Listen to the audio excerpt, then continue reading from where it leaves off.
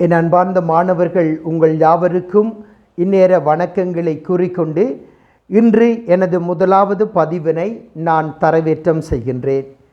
முதலாவதாக இந்த தரவேற்றத்திற்கு எனக்கு உதவி செய்த எனது மச்சானும் முத்தரிப்புத்துறை கிராமத்தின் தபால் அதிபருமாகிய அட்ரியான் மொரைஸ் அவர்களுக்கு மனமார்ந்த நன்றியை தெரிவித்துக் கொள்கின்றேன். என் அன்பார்ந்த மாணவர்களே, முதலில் நீங்கள் என்னை மன்னித்து கொள்ள வேண்டும். காரணம் யாதென்றால், என்னிடம் உள்ள ஒரு சிறிய கை தொலைபேசியை கொண்டு நான் உங்களுக்கு ஆங்கிலம் கற்பிக்க விரும்புகின்றேன். வேறு ஏதேனும் என்னிடம் இல்லை. அடுத்த மன்னிப்பாக உங்களுக்கு நான் எழுதி விளங்கப்படுத்த என்னிடம் ஒயிட் போர்டோ பிளாக் போர்டோ என்னிடம் இல்லை. ஆனால் நான் விளங்கப்படுத்தும் போது நீங்கள் அதை புரிந்து கொள்ளுவீர்கள். நீங்கள் புரிந்து கொள்ளக்கூடிய விதமாக என்னால் விளங்கப்படுத்த முடியும் என்ற ஒரு துணிவு என்னிடம் இருப்பதினால் உங்களுக்கு நான் இந்த வகுப்பினை தரவேற்றம் செய்கின்றேன்.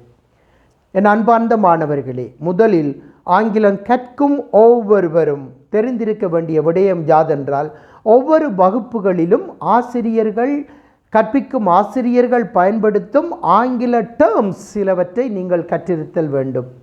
வினைச்சொல் என்றால் என்ன, எழுவாய் என்றால் என்ன, பெயர் சொல் என்றால் என்ன, செயற்படு பொருள் என்றால் என்ன, இவை போன்றவற்றுக்கான ஆங்கில சொற்களை நீங்கள் தெரிந்திருத்தல் வேண்டும். வினைச்சொல் என்றால் verb, பெயர் சொல் என்றால் noun, எழுவாய் என்றால் subject, object என்பது செயற்படு பொருளாகும். அடுத்ததாக, ஆங்கிலத்தை எந்த மொழியாக இருந்தாலும் மொழி கற்கும் ஒவ்வொருவரும் 3 காலங்களில் மொழியை கற்க வேண்டும். முதலாவது காலமாக நிகழ்காலத்தையும், இரண்டாவது காலமாக இறந்த காலத்தையும், மூன்றாவது காலமாக எதிர்காலத்தையும் கற்றுக்கொள்ளல் வேண்டும். ஆங்கிலத்தில் நிகழ்காலம் என்பது ப்ரெசன்ட் டென்ஸ் என்றும், இறந்த காலம் என்பது பாஸ்ட் டென்ஸ் என்றும், இறந்த காலம் என்பது ஃபியூச்சர் டென்ஸ் என்றும் கூறப்படுகின்றது.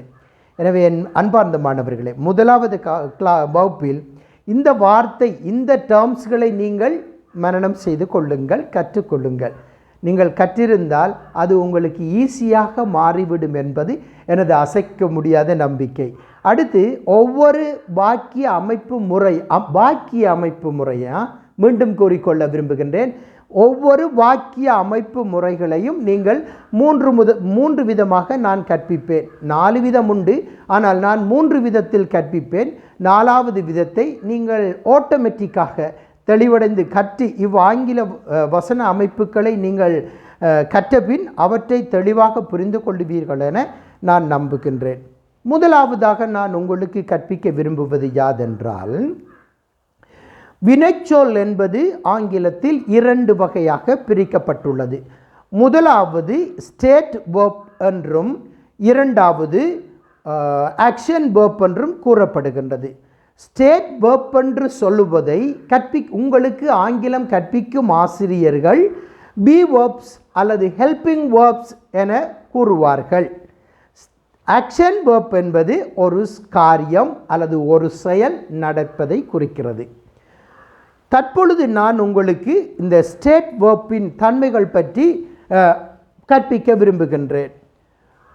ஸ்டேட் வெர்ப் என்றால் என்னவென்று ஆசிரியர்கள் கூறும் பொழுது நீங்கள் கலங்கி விடாதீர்கள். ஸ்டேட் வெர்ப் என்பது பி வெர்ப்ஸ். பி என்பது ஆங்கிலத்தில் இரு என அர்த்தம் பெறுகின்றது. அந்த பி காலங்களின் அடிப்படையில் மாறுபடுகின்றதே தவிர அர்த்தம் மாறுபடாது.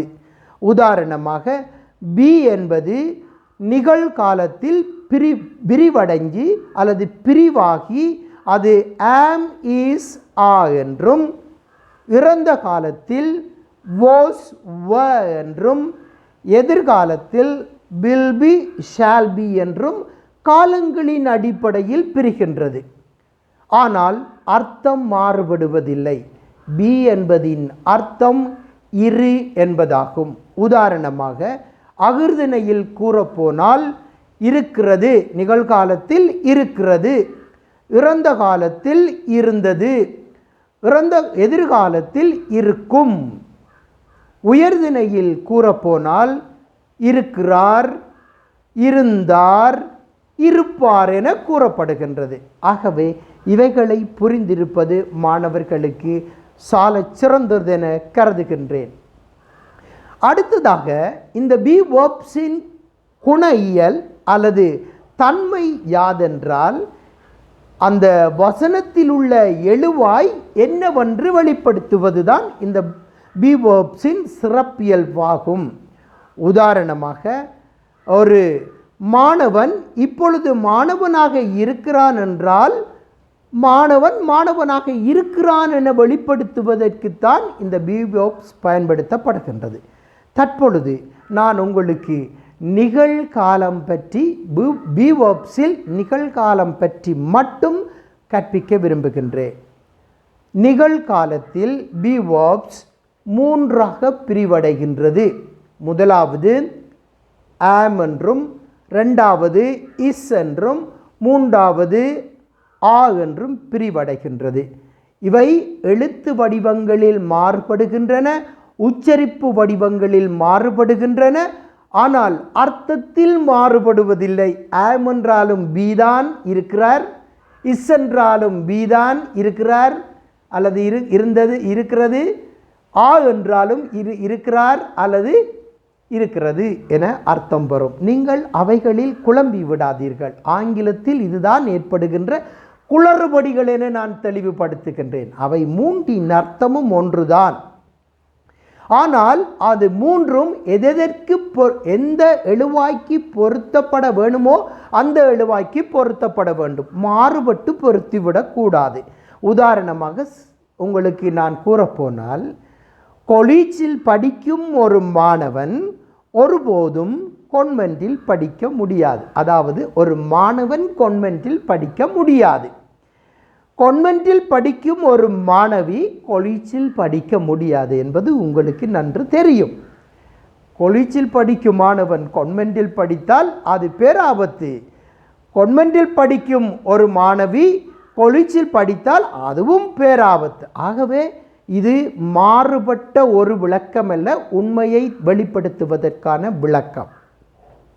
ஆகவே ஆங்கிலத்தில் சப்ஜெக்ட் ஆர்டராக இருக்கும் ஐ என்றால் நான், ஹீ என்றால் அவன், ஷீ என்றால் அவள், இட் என்றால் அது, யூ என்றால் நீ அல்லது நீங்கள், வி என்றால் நாங்கள், தே என்றால் அவர்கள் அல்லது அவைகள் என கூறப்படுகின்றது. நிகழ்காலத்தில் எதற்கு, அதாவது பிரசன்ட் பீக்களை எந்த எழுவாயோடு பொருத்த வேண்டும் என நான் கூறுகின்றேன்.